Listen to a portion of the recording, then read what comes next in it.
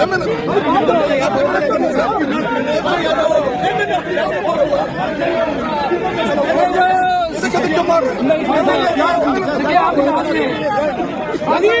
देख सकते हैं यहाँ पर PTI सामने सामने आ चुके हैं। शायद खट्टर साहब और तमाम एमएलए यहाँ पर मौजूद है।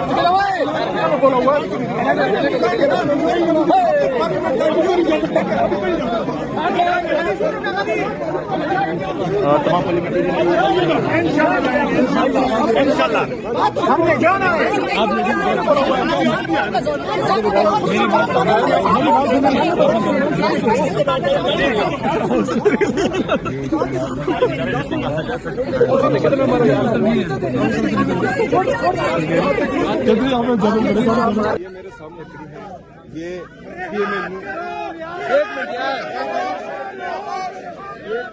CNN के जाती मुलाजिम बन गए हैं, ये सरकारी नौकर नहीं है। मैं इनसे ये कहूंगा कि आप इसके बाद जो है आवाम की तनख्वाह और आवाम के टैक्स के पैसे से तनख्वाह ना लें। आप इस तरह जाएं उधर जाली वज़ीर आज़म शहबाज शरीफ के घर से तनख्वाहें लें, क्यों आप उनके जाती मुलाजिम बन चुके हैं। ये यहाँ खैबर आपका इस्लामाबाद की पुलिस है, ये इस्लामाबाद सबका है, किसी के बाप की जागीर नहीं है।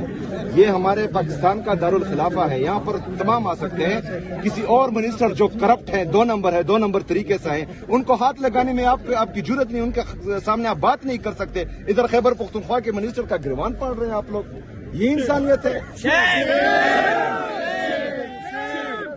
पार्लियामेंट हाउस के अंदर अब हम आ चुके हैं। आप देख सकते हैं पाकिस्तान तहरीक इंसाफ के अरकान कौमी असम्बली और सूबाई असम्बली और अपोजिशन इत्तेहाद में शामिल दीगर लोग यहाँ पर बैठ गए हैं। सामने प्रेसिडेंसी है, इनकी जानिब से कोशिश की गई थी कि ये काबीना सेक्रेटेरिएट के दरवाजे से बाहर जा सके, लेकिन इनको यहाँ पर भी रोक लिया गया है। तो ये मनाजिर भी आपने शायद पहली दफ़ा ही देखे हो कि प्रेसिडेंसी के बाहर महमूद खान अजगज़ई, अलामा राजा नासिर अब्बास जाफरी साहब, सेक्रेटरी जनरल पाकिस्तान तहरीक इंसाफ सलमान अकरम राजा और बैरिस्टर गौहर और दीगर मौजूद हैं। असल मैं चाहूँगा आप आगे आ जाएँ, कोशिश करते हैं थोड़ी गुफ्तगू करें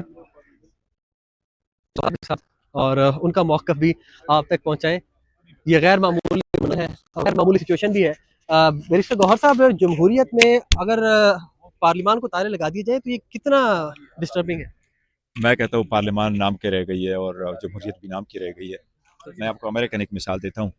अमेरिकन जज ने एक मरतबा ये डिसीजन कर लिया था और डिसीजन यही था कि बच्चों को, उसने कहा था कि मैं एथियस्ट हूँ और मेरी बेटी जो है वो ये नहीं पढ़ेगी वन नेशन अंडर गॉड।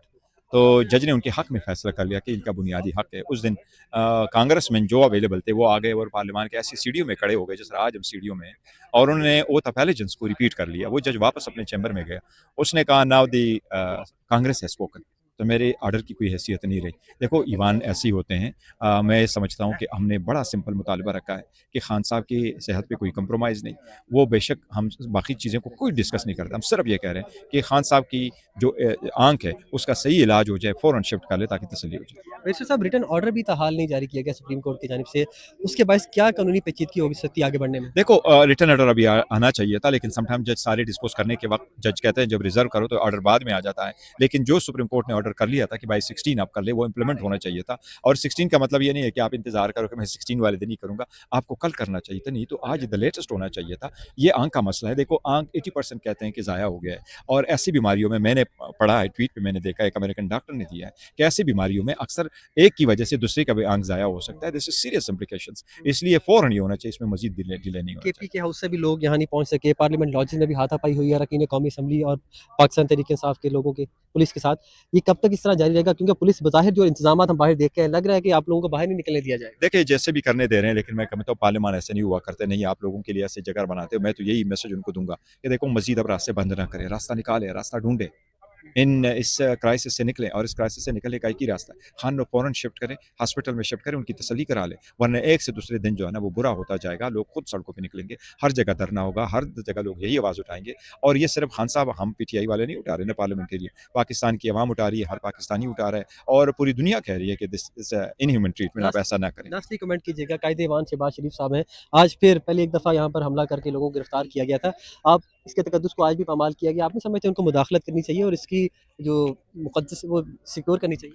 देखो ईमान के मतों से ज़रूर मुतालबा करता था, अगर वो खुद कहेंगे कि मैं पूछ के बताऊंगा तो फिर मैं उनसे तो नहीं मुतालबा करूंगा। लेकिन यस, आपकी बात से मैं एग्री करता हूँ, ईमान का तकद्दुस कभी पामाल नहीं होना चाहिए। और ईमान का तकद्दुस ऐसा होता है कि उनके जो रिहायशी होते हैं, उनके पार्लियामेंटेरियंस होते हैं, उनका भी एक इज्जत होता है। अगर आप पार्लियामेंटेरियन को यूँ ट्रीट करते हैं कि एक पुलिस वाला आ जाता है, वो दरवाज़ा बंद करता है, आप जा नहीं सकते। ये वही दिन मुझे रिमाइंड हो जाता है, मुशर्रफ ने अपनी किताब में लिखा था कि मार्शल लॉ लगाना तो बड़ा आसान था, हमने ऑर्डर कर लिया, हमारा एक मेजर साहब थे, वो वॉक कर रहे थे पीएम हाउस का और उसने गेट बंद करवाया, दैट्स इट।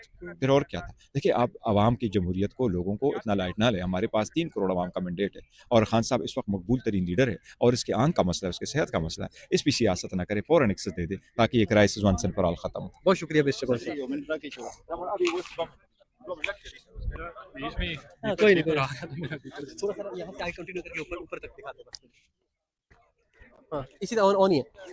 बैरिस्टर गौहर साहब की गुफ्तगू आपने मुलाहिजा फरमाई, वो कह रहे हैं कि बहुत ही अफसोसनाक है, पार्लिमान का तकद्दुस एक बार फिर से पामाल किया गया है। और मैं आपको ये मनाजिर भी दिखाना चाहता हूँ क्योंकि इस तरह के मौके रोज़ाना मुयस्सर नहीं आते। ये वो इक़्तिदार के बड़े बड़े ऐवान हैं, जिस तरह मैंने आपको पहले भी बताया था, जहाँ पर हमारी और आपकी किस्मत के फैसले होते हैं।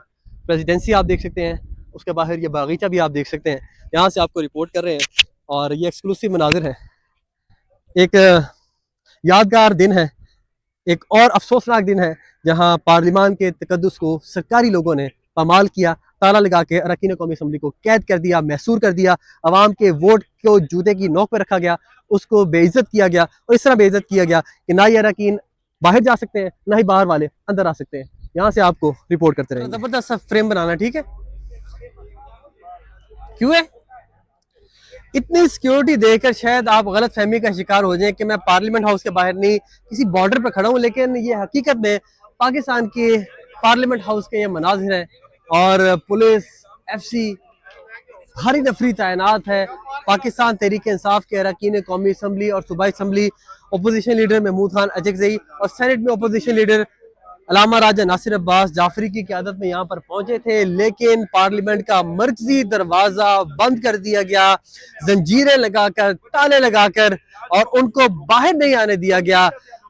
हैरान कुन सूरत हाल है कि अवामी वोट से मुंतखब शुदा नुमाइंदे जो अवाम के वोट से इस मुकद्दस ऐवान में पहुंचते हैं, आपके लिए, हमारे लिए कानून साजी करने के लिए, उनको पार्लियामेंट के अंदर कैद कर दिया गया है। अमली तौर पर इस वक्त पाकिस्तान तहरीक इंसाफ की क़यादत, अरकान कौमी असम्बली और सेनेट अंदर महसूर हैं, वो बाहर नहीं निकल सकते। इसी तरह रेड जोन में दाखिल होने वाले तमाम रास्तों को बंद कर दिया गया है। खैबर पख्तूनख्वा हाउस में वज़ीर आला खैबर पख्तूनख्वा सुहेल आफरीदी मौजूद हैं, उनके हमरा सूबाई MPs हैं और कुछ MNAs भी हैं, वो पार्लियामेंट हाउस आना चाहते हैं, उनको वहां से नहीं निकलने दिया जा रहा। इसी तरह पार्लियामेंट लॉजेस में भी पाकिस्तान तहरीक इंसाफ के अरकान पार्लियामेंटेरियंस के साथ वहां पर धक्कम पेल हुई, बदतमीजी की गई, पुलिस ने उनको वहां से भी बाहर नहीं निकलने दिया गया। इस वक्त रेड जोन में दाखिल होने वाले तमाम रास्ते बंद हैं। जितने भी मरकजी तंसीबात है रेड जोन में, उनके बाहर पुलिस की भारी नफरी तैनात है। यहाँ पर कारकुनान तो दरकिनार, यहाँ पर किसी भी आम शहरी का पहुंचना बहुत ज्यादा मुश्किल दिखाई दे रहा है। इस वक्त आप देख सकते हैं मरकजी दरवाजे को ताले लगा दिए गए हैं, बंद कर दिया गया है, किसी को अंदर से बाहर आने की और किसी को भी बाहर से अंदर जाने की इजाजत नहीं है। तो इस वक्त ये सूरत हाल है। आज 1:30 बजे पाकिस्तान तहरीक इंसाफ ने इमरान खान साहब की सेहत के हवाले से एहतजाजन धरने की कॉल दी थी और 1:30 बजे उसका वक्त मुकर्रर किया गया था, लेकिन पाकिस्तान तहरीक इंसाफ के अरकान कौमी और सूबाई असम्बली तकरीबन 4:30 के करीब यहाँ पर आए। उन्होंने प्रोटेस्ट किया, मुतालबा किया कि ये दरवाजा खोला जाए, वो दरवाजा नहीं खोला गया। अलामा साहब का ये कहना है कि हमें 10 रोज भी अंदर बैठना पड़ा तो हम बैठेंगे, लेकिन इमरान खान साहब की सेहत के हवाले से जब तक हमें तसल्ली नहीं करवाई जाती, हमारे मुतालबात मंजूर नहीं किए जाते, तब तक हम अपना धरना कॉल ऑफ नहीं करेंगे। तो अब पाकिस्तान तहरीक इंसाफ और मुत्तहिदा अपोजिशन इत्तेहाद कैबिनेट सेक्रेटेरिएट की तरफ जो दरवाजा है पार्लियामेंट हाउस का, उस तरफ रवाना हुए हैं। जो भी यहाँ से सूरत हाल होगी, जो भी अपडेट होगी, आपको रिपोर्ट करते रहेंगे। लेकिन मेरे ख्याल में अपेरेंटली हुकूमत की जानिब से ये तमाम रास्ते बंद करके इनको बाहर ना निकलने देकर इस कॉल को खुद ही से कामयाब बना दिया गया है, क्योंकि पीसफुल प्रोटेस्ट किसी का भी आईनी और कानूनी हक है। और जो अवाम पाकिस्तान पार्टी है उसने भी इस धरने की हिमायत की थी, उन्होंने कहा था कि हम भी आएंगे। इसी तरह मौलाना फजलुर रहमान ने भी इमरान खान साहब की सेहत के हवाले तशवीश का इजहार किया, उन्होंने भी अपने नुमाइंदे भेजने का कहा था। मुत्तहिदा अपोजिशन इत्तेहाद में सेनेटर मुश्ताक अहमद जो पहले जमात इस्लामी में थे, वो भी यहाँ पर पहुंचे थे, उन्होंने भी शदीद एहतजाज किया है। ये सूरत हाल है, यहाँ से आपको रिपोर्ट करते रहेंगे।